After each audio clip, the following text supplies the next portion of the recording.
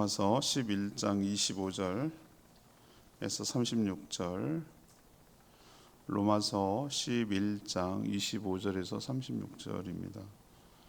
오늘은 12월 6일 토요일 아침입니다. 12월 6일자 본문 로마서 11장 25절에서 36절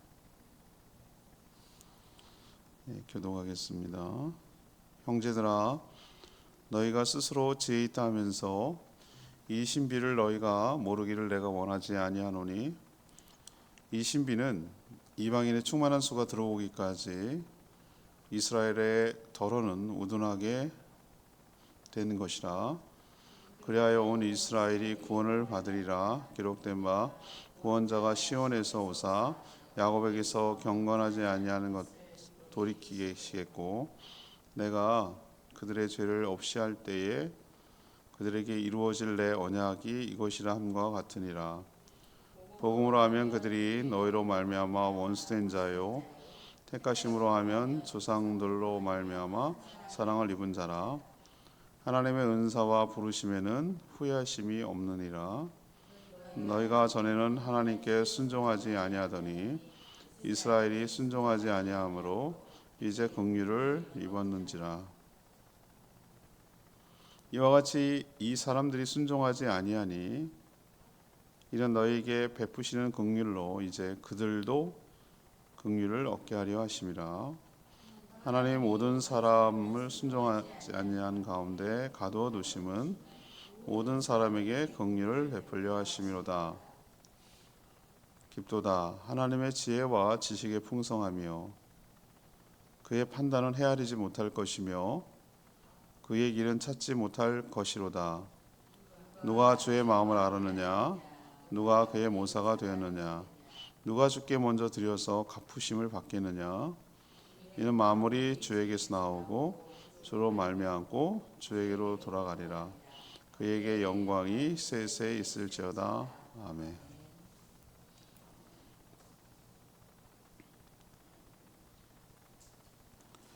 사도 바울은 하나님의 신비한 계획을 알기를 원한다 이렇게 말합니다.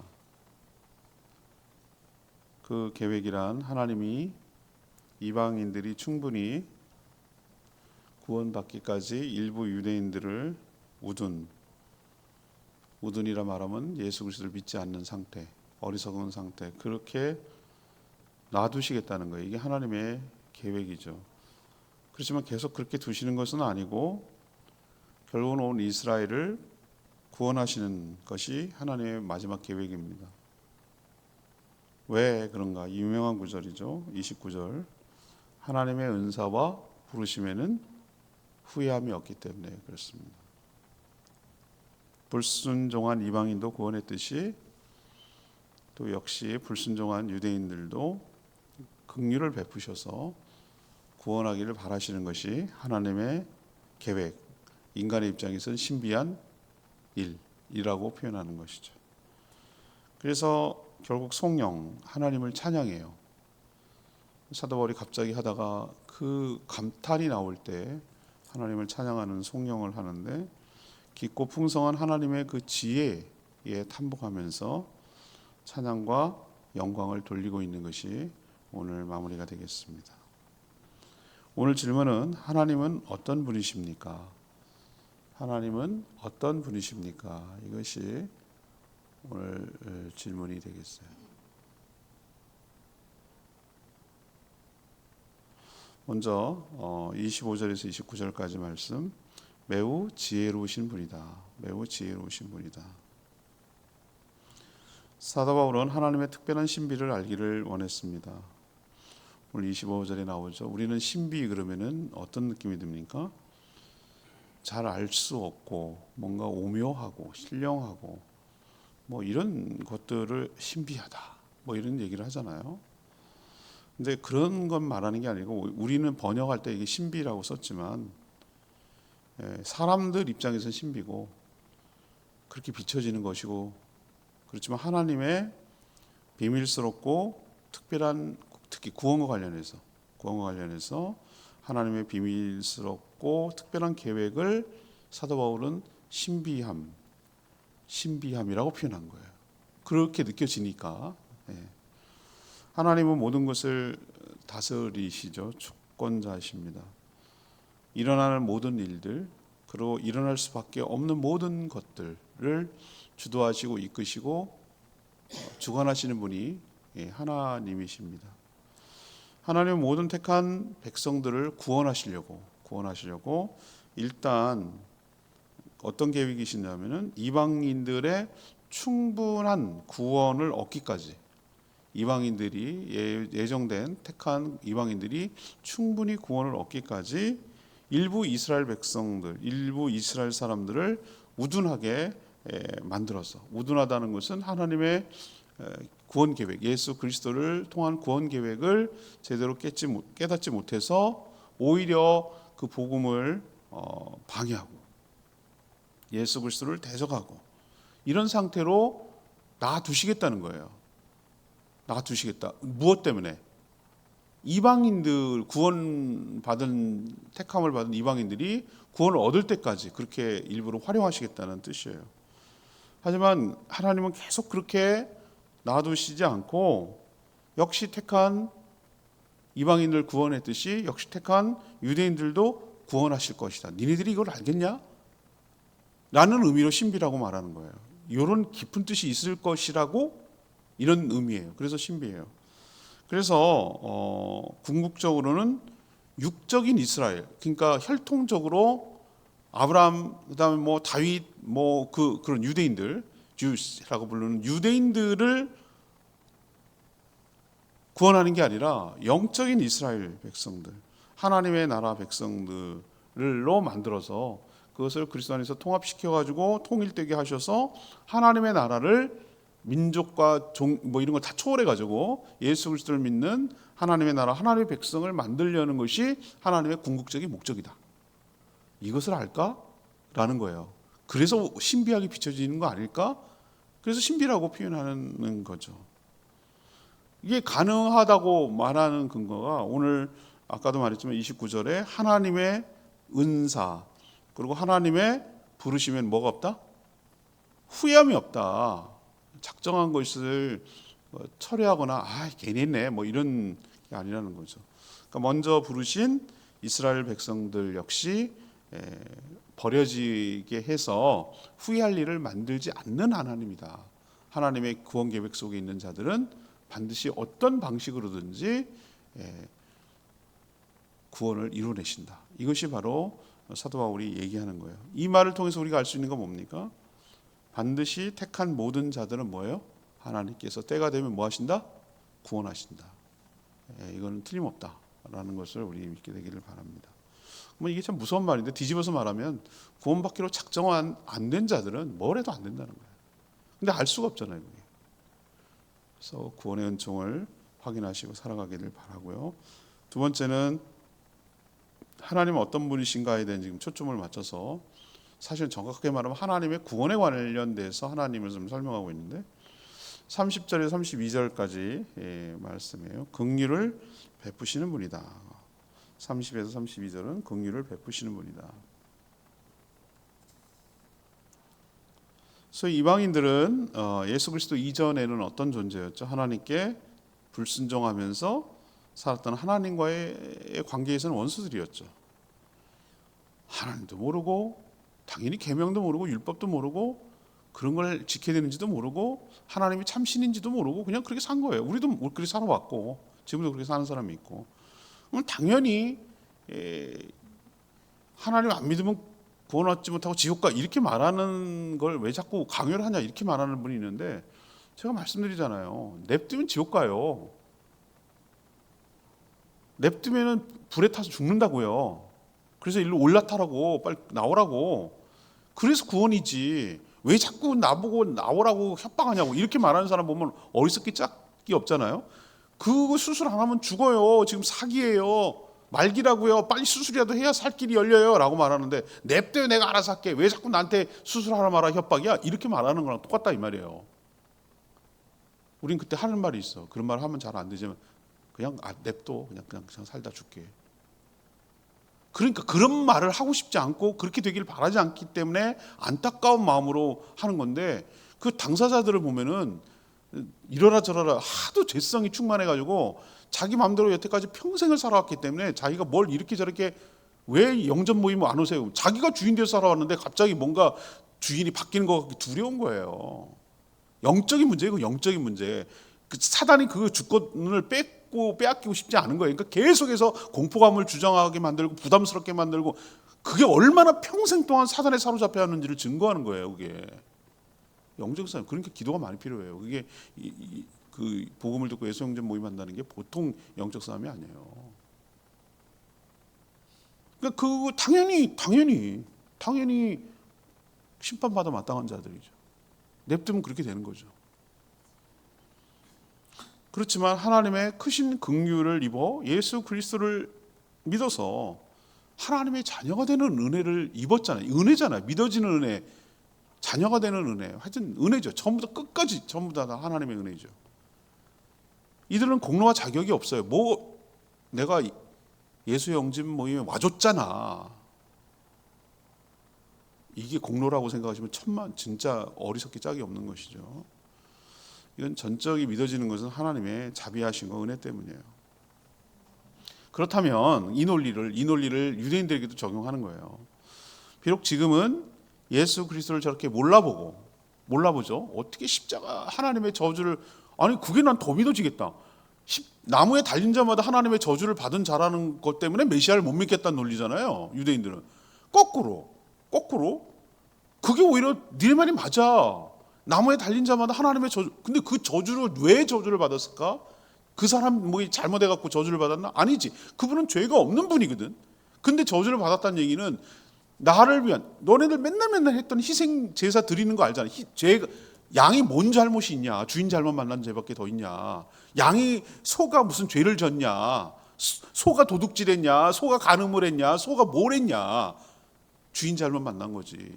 아무 잘못 없는 게 피 흘려가지고 죽어가지고 태워지는 거 보고 그게 대속이야. 그렇게 너네들이 눈 뜨고 맨날 매일 일어나는 일들이 그 제사라는 것을 하나님이 그렇게 깨닫게 해주려고 가르쳐 줬는데도 정작 진짜가 와가지고 너네들 대신해서 피 흘려서 죽으셨어. 그건 안 믿는 거예요.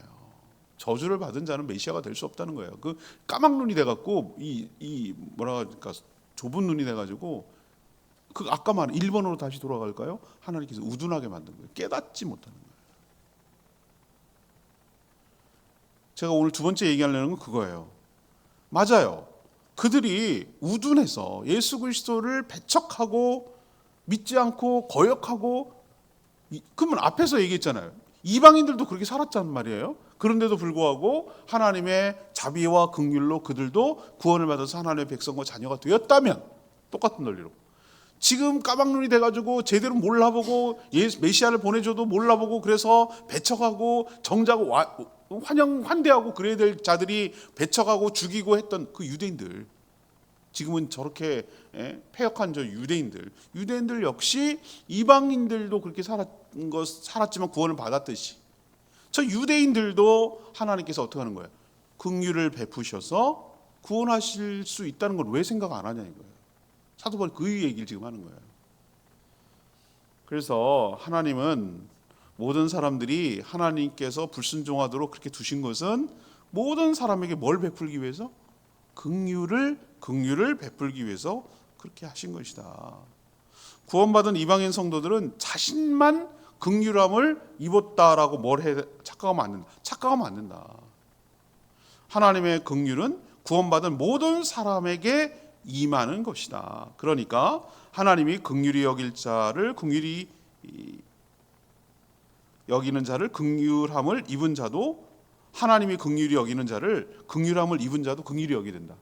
이만 뜻 이해하시겠어요? 예. 하나님이 저를 긍휼히 사랑하기로 작정해서 긍휼을 구원하기로 그럼 먼저 긍휼함을 입어서 구원을 받은 자도 역시 어떻게 된다는 거예요? 그들을 긍휼히 여기게 된다. 이것도 신비죠? 이거 신비 아니에요? 이게 신비란 말이에요. 하나님께서 우둔하게 둬서 그들도 구원을 해내시겠다라는 것을 우리는 알아야 된다. 이게 하나님의 구원의 계획이다. 그 얘기죠. 그렇다면 첫 번째는 오늘 하나님에 대해서 뭐에 대해서 쭉 얘기했죠? 매우 지혜롭게 우리가 인간이 생각하지 못했던 지혜로운 방법으로 구원해 내시는 계획을 철저하게 세우셨다는 거고 두 번째는 이방인을 구원할 때도 긍휼을 베푸셨던 것처럼 저렇게 배척하고 했던 저 사람들도 뭐 하는 거예요? 유대인들도 긍휼을 베푸셔서 구원하는 것처럼 하나님은 모든 구원을 받을 자에게 긍휼을 베푸시는 고마운 분이다 라는 것을 우리에게 두 번째 가르쳐주고, 세 번째는 33, 36절까지 말씀인데요. 찬양받기에 합당하신 분이다. 찬양받기에 합당하신 분이다. 사도 바울은 하나님의 놀랍고 비밀스러운 구원 계획을 쭉 이렇게 설명하다가 이게 이제 9장, 10장, 11장까지가 이 유대인들, 자기 동족에 관한, 지금 로마서가 쓰여질 때의 당시 그 상황을 알아야 돼요. 당연히 로마에 사는 성도들에게 했겠죠. 근데 로마에 사는 성도들이 구성이 이방인, 그다음에 유대인 이렇게 섞어서 했단 말이에요. 황제가 추방당해가지고 다시 했을 때 다시 돌아와서 그 이질감 있게 내쫓겠다가 다시 돌아와가지고 같이 살다가 이제 불나가지고 다 뭐 이렇게 됐는데, 핍박받고 막 이렇게 됐는데, 그때 떨어졌다가 다시 합쳐져가지고 이질감 있는, 우리로 칠까요? 미국에 가면은 요즘 어떻게 되냐면은 이제 한인 1세대들만을 목회하는 한인 교회는 끝났어요. 그 자녀 세대들이 이제 태어나서, 이제 우리 뭐 초조카도 마찬가지인데, 자녀 세대들이 태어나서 걔네는 한국어를 잘 어눌해요. 우리나라 외국어 하듯이. 영어가 굉장히 자연스러운 애들이야. 그럼 걔네들은 영어로 다 해야 돼. 예배를 영어로 드려야 되는 거예요. 그러면 이제 이렇게 되는 거야. 한인들이 점점 줄고 한인만 어떻게 대상으로 목회를 하겠어요. 그러다 보니 어떻게 되는 겁니까? 열어놓는 거예요. 이제는 한인 교회라는 말이 안 통해요.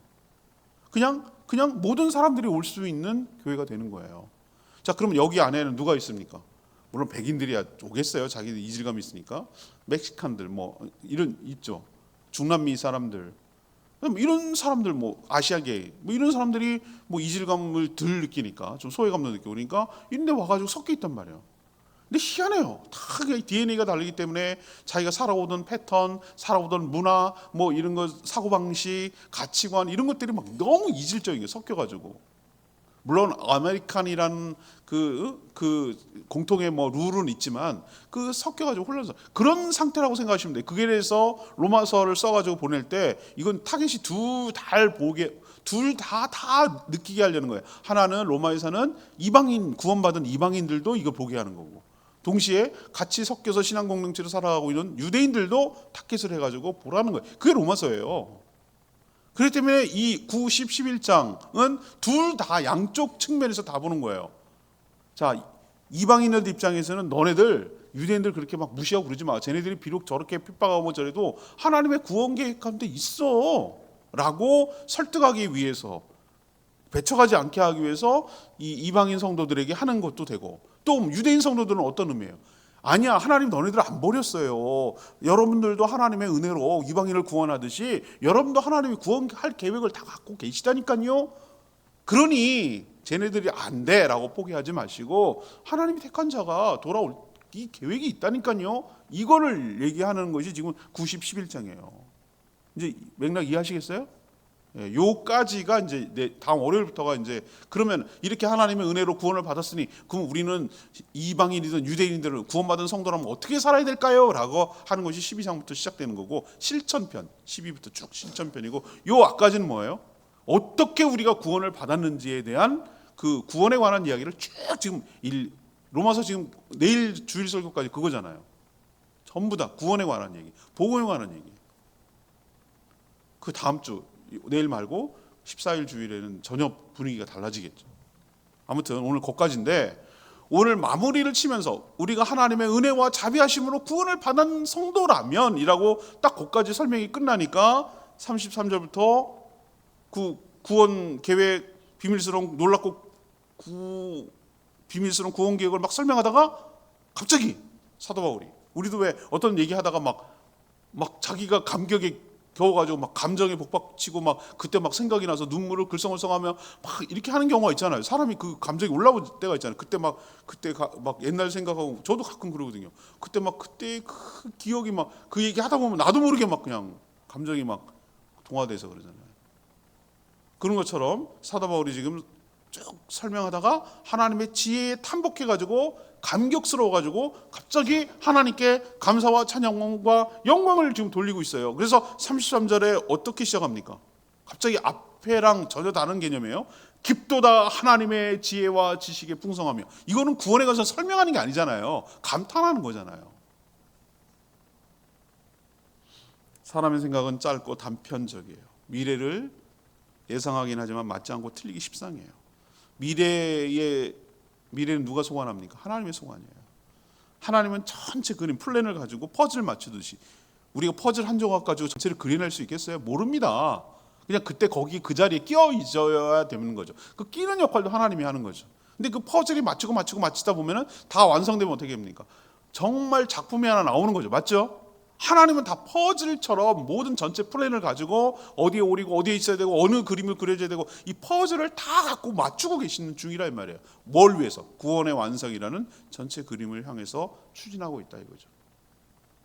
하나님은 유대인만의 하나님도 아니고 그렇다고 이방인들만의 하나님도 아니고 모두의 하나님이라는 거예요. 모두에게 긍휼을 베푸시고 모두를 구원하기를 원하시는 하나님이라는 거예요. 감히 하나님의 구원 계획에 대해서 이래라 저러라 이러쿵 저러쿵 여기 대해서 감히 말 섞을 자가 있을 수 없다는 거예요. 모든 만물이 이 유명한 구절입니다. 이 36절이 로마서에서 이 구절을 연구하다가 많은 사람들이 하나님의 주권에 대해서 알게 됐고 이 주권에 관한 뚜렷한 명시를 나타내는 것이 이 36절에 관한 표현이에요. 모든 만물이 어디서 나왔고? 하나님께로부터 나왔고 주께 나왔고 하나님의 보살핌으로 보존이 되고 있으며 결국은 모든 영광은 누구에게 돌아간다? 하나님께 주께로 돌아간다는 거예요. 하나님에게만 성삼 여긴 주라고 말했지만 저는 성삼위 하나 삼위 하나님 다 해당되는데 하나님께만 영광이 세세무궁토록 영원하도록 있을지어다라고 선포하며 하나님께 영광을 돌리고 있어요. 구원받은 성도들의 이 고백이기도 하고 또 찬양이기도 하고 모든 설명과 논증 끝에 성도들이 할 수 있는 것은 뭐밖에 없습니까? 감사와 감탄과 찬양밖에 없어요. 우리도 보면은 진짜로 너무너무 그 감격스러운 장면을 받거나 경험을 하면은 여러분 어떻습니까? 딱 할 수 있는 것은 감탄사밖에 없어요. 여러분 그 느낌 알아요? 내가 로키산 가가지고 폭포 내리고 만년서 보고 딱 그걸 쳐다보는 순간 뭐 볼게 하면 다 모두 이구동성이야. 똑같아. 우와 이러는 거야. 우와 입 벌리면서 우와 이래요. 거기서 설명하는 건 아직 하수야. 야 저게 말이지 한 몇 미터쯤 되고 뭐 어쩌고 저쩌고 그림이 어떻고 야 동양 와갖고 뭐 어쩌고 저쩌고 그건 아직도 감탄이 덜 돼서 그런 거예요. 설명하려고 들으면은 이걸 내가 그 분석하고 설명한다는 건 아직 감격이 안 됐다는 얘기예요. 어느 진짜 압도적인 그 은혜를 그런 걸 경험했을 때 인간이 할 수 있는 것은 딱 하나밖에 없어요. 그냥 감탄하는 거예요. 하나 더 나간다면 와 하나님 진짜 대단. 와 이거밖에 안 돼요. 거기 이제 하나님 생각나는 거예요. 이걸 어떻게 사람이 한다고? 그냥 하는 거야. 우리도 마찬가지. 하나님의 놀라운 은혜로 구원을 받았다라는 것을 실감나고 감사하고 이러면은 딱 궁극적으로 가면은 사도 바울 같은 모습이 나와요. 하나님께 감사와 찬양과 영광이 영원토록 있을지어다. 이런 찬사밖에 안 나와요. 찬사가 하나님을 향할 때 송영이 되는 거예요. 감사와 찬양과 영광을 돌리는 거예요. 찬양받기에 합당하신 분인 줄 압니다. 오늘 레마의 말씀 29절 말씀이 36절도 은혜로운데 저는 아까 그 29절 말씀이 참 우리가 이거 자꾸 기억해야 될 요절 중에 하나예요. 하나님의 은사 그리고 하나님의 부르심에는 뭐가 없다? 후회하심이 없다. 이거 믿어야 돼요 여러분들. 부르심과 은사에 대한 후회함이 없다. 후회함이 없으신 하나님. 하나님의 약속에 근거하지 않고 자신의 상황과 형편을 의식하면 늘 불안해요. 상황에 따라 올라갔다 업다운이 너무 심하거든요. 높낮음이 심해가지고 인생이 감정이 우리는 막 너무 요동쳐요. 어디 하나 고정된 적이 없어요. 막 죽을 것 같이 다운되고 우울하고 막 까부러지고 막 이랬다가 조울증이 조울증. 우리는 어떻게 보면 조울증 같아. 막 저 사람은 조울증 같아 이렇게 막 함부로 얘기하는데, 우리가 조울증이 우리가 좋을 때 막 올라갈 때는 세상 다 가진 것 같고 막 사람하고 관대하고 막 이렇게 나갔다가, 또 까불어질 때는 막 세상 다 끝난 것처럼 그냥 죽을 것 같고 그냥 우울해지고 막, 이게 우리의 모습이라고. 이 업다운이 업다운 하는 거예요. 어떤 사람은 주기가 빠른 사람이 있고 어떤 사람 빨리 뭐 밋밋하게 좀 넘어가는 사람이 있지만, 사람이 다 이게 주기가 있거든요. 그게 살아있던 증거기도 해요. 어떻게 이렇게 맨날 이렇게 쭉 나는 계속 쭉 좋아요. 그거 로봇이에요, 로봇. 사는 게 그렇지 않거든요. 그렇지만 우리가 이 말씀의 근거를 둬야 돼요. 우리의 감정과 상황에, 우리 생각의 감정에 상황에 자꾸 거기다 기준을 두면 우리는 그것 따라, 그래서 바람에 바다에 떠도다니는 부표라고 얘기하잖아요. 고정이 안 됐어요. 우리는 소망의 닷을 하나님께 내려야 된다, 그 표현을 성경에 사용했는데 그게 그 말이에요. 어디에다 두면 또 돌아다니잖아요. 또 돌아다녀. 물결 따라 뭘 따라 이게 또 돌아다니잖아요. 업다운이 심하잖아요. 그러지 말고 하나님의 말씀에 우리의 기준과 근거를 두고 흔들림 없이 살아가야 될 줄 믿습니다. 그 중에 하나가 이 말씀이라고요. 하나님의 은사 부르시면 뭐하다가 없다? 후회함이 없다. 이 말은 하나님 후회할 일을 만들지 않는다. 당신 부른 거, 쟤 괜히 불렀어. 저 쓸모도 없는 거. 내가 후회돼. 괜히 불러갖고 이거는 버리지도 못하고 이러지도 못하고, 그러지 않는다 그 말이에요. 하나님이 나에게 주신 은사가 있어. 은사라고 말하는 것은 꼭 우리가 말하는 무슨 예언의 은사 이런 은사만 말하는 것이 아니라 하나님께 주신 통틀어서의 은혜를 말하는 거예요. 부르심도 마찬가지겠지만 그 은사라는 게 그런 거지. 은사라고 말하는 것이 우리가 말하는 예언의 은사, 섬김의 은사 요걸 말하는 건 아니에요. 하나님이 주신, 우리에게 베풀어 주신 모든 것들을 통틀어서 그냥 은사다 이렇게 오늘 여기 표현한 거예요. 그렇다면 하나님이 나에게 주신 것은 뭐가 없다? 후회 없다. 이렇게 받아들여야 돼요. 나에게 주신 것은 가장 적절하고, 나에게 주신 것을 괜히 줬다 이렇게 생각하지 않고, 나에게 주신 모든 것들을 하나님이 후회함이 없다. 하나님이 주신다. 하나님 후회하는데 왜 내가 후회하냐고요. 하나님 후회 안 하겠다고 하는데, 후회 없으시다고 하는데 왜 내가 후회하냐고. 후회할 일을 만드시지 않고 반드시 계획대로 이행하시는 분이에요. 우리를 불러 구원하신 것도, 우리에게 은사를 주어서 살게 하고 일하게 하심도 후회함이 없는 줄 믿습니다. 교회 오니까 인사 받느라고 내가 요즘 정신, 내가 인사 받을 건 아니지만 어쨌든 목사님 거기 간 게 우리 향산교회 정주승 목사님, 귤 받으니 생각나네. 저 귤 받기 전에도 좀 생각 좀 하시지. 귤 받으니까 생각난대. 감사해요. 귤이라도 받으니 생각나니. 그때만 꼭 전화해서 미안하대. 그때도 안 하는 것보다 낫지. 그때라도 전화하셔야지. 이 목사 잘 간 것 같아. 거기 딱 맞는 것 같아. 체질이야. 막 그러면서 날 위로해 주는 거예요. 위로해야지. 그러면 미안해. 거기 가서 고생해서 이렇게 하게 있어요? 그래서 그 얘기하더라고. 딱 준비된 사람 같다고. 그냥 칭찬하는 거예요. 알겠는데, 근데 나도 한번 나를 생각해 보는 거예요. 그래, 하나님이 나보다 나를 더 잘하시는 거예요. 필요하니까 보냈겠지. 그 말도 합디다. 정 목사님. 이 목사는 어디 갖다 놔도 잘할 것 같아. 어디 갖다 놔도 적응할 것 같대. 근데 그게 제주도라는 얘기지. 그 얘기를 하는데, 그래서 그게 칭찬이구나 이렇게 생각을 하면 받아들였어요. 받아들이고 어떻게 했냐면, 그래, 나를 필요로 하는 곳에 있는 거지 뭐.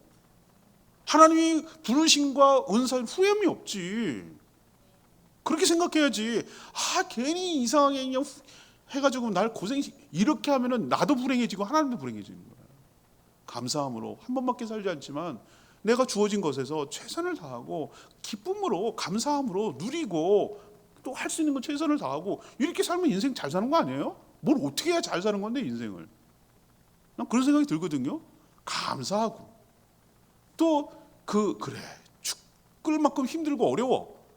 또 내가 살아있으니까 그런 거고, 이건 내가 뭘 열심히 하려고 보니까 이러는 거고, 그런 거지. 아무 일도 안 하면 죽은 시체는 뭐 힘들고 그런 거 없지. 살아있으니까 힘든 거지. 이런 생각을 하고, 또 열심히 최선을 다하다 보면 또 하나님 주신 은혜도 있고 보람도 있고 기쁨도 있고 그러면서 하는 거지. 그냥 죽을 것처럼 그냥 안 되는 일에 너무 마음 뺏겨가지고 인생을 그렇게 그것도 하나님이 아닌 것 같아요. 이 말 믿어야 돼요. 하나님의 은사와 부르심에는 후회함이 없다. 믿고 감사함으로 살아가는 저와 여러분 되기를 소망합니다. 오늘 제가 그냥 하나님에 대해서 포커스를 뒀어요. 참 지혜로운 분이다. 이런 구원의 계획을 아주 디테일하게 하시는 분. 하나님 참 자비와 긍휼이 풍성하신 분이에요. 마지막으로 하나님은 늘 우리의 찬양과 영광과 송영을 받기에 합당하신 분이다. 이렇게 살아가며 알고 살아가는 자들 되기를 원합니다. 오늘 말씀 붙들고 기도하기 전에 148 영광을 돌리세 찬양제 열쇠